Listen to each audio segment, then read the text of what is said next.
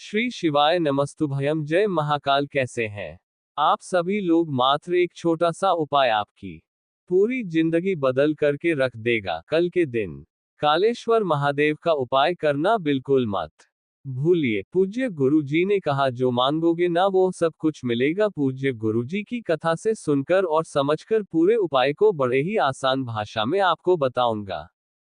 परंतु उससे पहले आप सबसे एक छोटी सी प्रार्थना की। जो लोग पहली बार आए हैं, चैनल को सब्सक्राइब जरूर कीजिएगा। वीडियो को लाइक करके देवादिदेव महादेव जी का कोई सा भी प्यारा नाम कमेंट बॉक्स में लिखना मत भूलिए। इस पूरे वीडियो में हम 3 महा उपायों के बारे में बात करेंगे, जो कि आपकी अलग अलग कामना पूर्ति के लिए सिद्ध होंगे। अगर आपके कोई हृदय की बात, कोई कामना पूरी नहीं हो रही है, उपाय कर करके थक चुके हो, बुरा समय नहीं बीत रहा है, कोई शत्रु है जो आपको परेशान कर रहे हैं, जीवन में उन्नति मिल ही रही है, सालों से एक काम को करते चले जा रहे हो लेकिन जीवन में कभी उन्नति के मार्ग पर नहीं जा पा रहे हो, तो यह कालेश्वर महादेव का उपाय करना बिल्कुल भी मत भूलिए। पूरे वीडियो को ध्यान से सुनना, समझने की कोशिश करना। सबसे पहले बात करते हैं पहले वाले उपाय की। पहला वाला जो उपाय है ना, ये होगा कालेश्वर महादेव वाला उपाय। किन लोगों को करना है वो चीज ध्यान से सुनिए। देखिए, अगर आपके परिवार में कोई व्यक्ति है जिसे बार बार नजर लगती रहती है, ठीक है ना, बार बार उसके नजर का टोटका वगैरह कुछ ना कुछ होता रहता है, शत्रु का अगर आपको कोई भय है, कोई है जो आपको परेशान कर रहा है, आपको डरा रहा है, भय लगा रहा है, जिसकी वजह से आप कुछ कर नहीं पा रहे हो, आपको डर लगता है, घबराने की समस्या है, अगर आपके में बहुत जल्दी आप घबरा जाते हो, कोई शनि दोष आपके जीवन में चल रहा है, जीवन में किसी कार्य को करना चाहते हो, कर नहीं पा रहे हो, उसको करने की प्रेरणा नहीं मिल रही है, जीवन में पीछे हटते चले जा रहे हो, उन्नति अगर आपको नहीं मिल रही है ना, तो इस वाले उपाय को, कालेश्वर महादेव के उपाय को कल शनिवार के दिन करना बिल्कुल भी मत भूलिए। ध्यान से सुनना किस तरीके से करना है।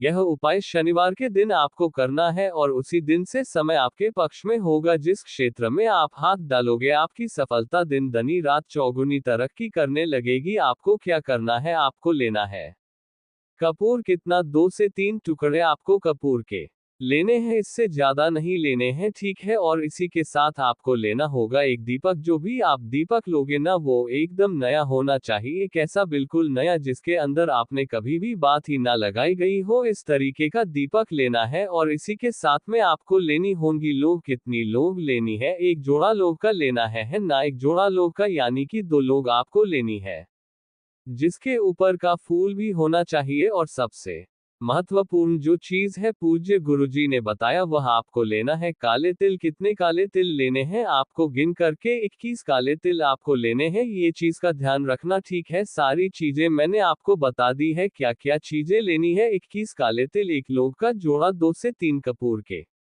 टुकड़े और एक नया दीपक, इन सभी को लेकर के शनिवार के दिन किसी भी समय, सुबह जाना चाहो सुबह चले जाओ, शाम को जाना चाहो या रात्रि को जाओ, किसी भी समय पर आपके पास में जो भी पीपल का पेड़ है, उस पेड़ के पास में जाना।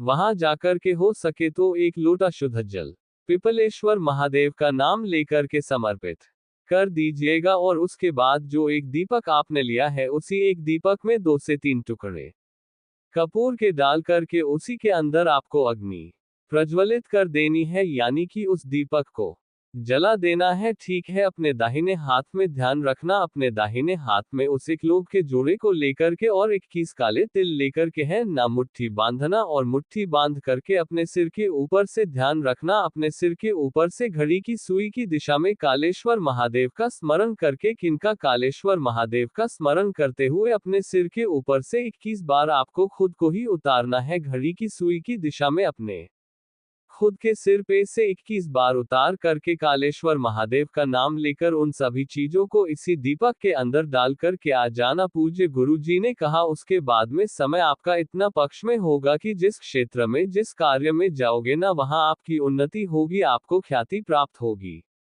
शरीर में किसी भी तरीके का कोई भय है, कोई कष्ट है वो सारे कष्ट आपके दूर हो जाते हैं। पूज्य गुरुजी का बहुत अद्भुत और अचक उपाय है, जरूर कीजिएगा। बात करते हैं दूसरे वाले उपाय की। दूसरा वाला उपाय किन लोगों को करना है वो चीज ध्यान से सुनिए। ये भी है काले तिल का उपाय की अगर आप पहला वाला उपाय नहीं कर सकते हो ना तो इस वाले उपाय को करना बिल्कुल मत भूलिए। अगर आपकी किस्मत बहुत ज्यादा खराब चल रही है, बुरा समय पीछा ही नहीं छोड़ रहा है, किसी चीज में आपको सफलता नहीं मिल रही है, अच्छा काम करते करते आपके जीवन में बुरा होने लग जाता है, घर वाले ताने मार रहे हैं, अगर आप खुद से भी हार चुके हो तो इस वाले उपाय को करना बिल्कुल मत भूलिए। आपको लेने होंगे काले तिल। कितने? एक मुट्ठी आपको काले तिल लेने हैं, इससे ज्यादा आपको नहीं लेना है, ठीक है। एक मुट्ठी काले तिल लेना और अपने घर पर थोड़ी सी एक कटोरी के अंदर जल लेकर के और इसी के अंदर उन काले तिलों को आपको 1 से 2 घंटे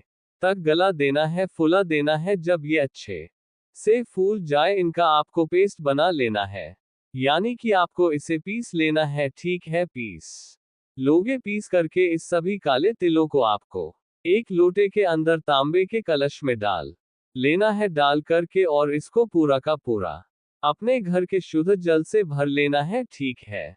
शनिवार के दिन ध्यान रखना, किस दिन? शनिवार के दिन इस कलश को लेकर के किसी भी समय पर सुबह से लेकर रात तक किसी भी समय पहुंच जाना भोलेनाथ नाथ के मंदिर शिवलिंग के पास में। जैसे ही आप यहां पर पहुंचोगे, उत्तर दिशा नॉर्थ डायरेक्शन की तरफ मुख करके खड़े हो जाना। जो पूजा पाठ अर्चना आपको करनी है वह पहले आपको कर लेनी है, और पूजा करने के पश्चात उस कलश को आपको अपने दोनों हाथों में लेना है ना, और दोनों हाथों से शिवलिंग के ऊपर ये जो लिंग नुमा आकृति होती है ना, इस शिवलिंग के ऊपर से 7 बार घुमाकर, ध्यान रखना कितनी बार, 7 बार शिवलिंग पर से घुमा करके और 3 बार अपने ऊपर से, अपने सामने से, आगे से घुमा करके इस संपूर्ण काले तिल के जल को शिवलिंग के ऊपर समर्पित कर देना। किनके नाम से? कालेश्वर महादेव के नाम से। ओम नमः शिवाय, श्री शिवाय नमस्तुभ्यम। पंचाक्षरी मंत्र या षडाक्षरी मंत्र का स्मरण करते हुए थोड़ा सा जल अपने दाहिने हाथ की हथेली पर यहां से रोकना और उसे अपने ऊपर छींट लीजिएगा। पूज्य गुरु जी ने कहा उसी दिन से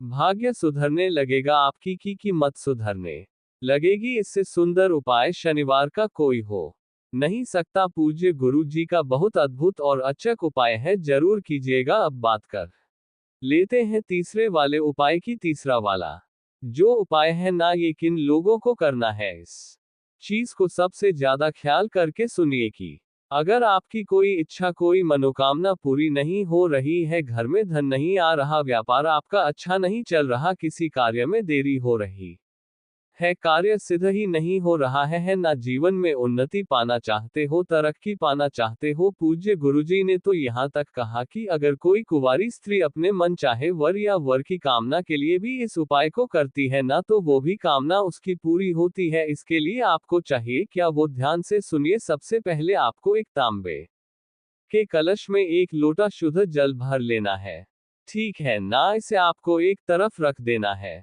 दूसरे नंबर पर आपको चाहिए होगा एक स्टील का कलश, ठीक है। इस स्टील के कलश के अंदर आपको 1 चम्मच दूध, ध्यान रखना इससे ज्यादा नहीं, 1 चम्मच दूध आपको ले लेना है गिनकर।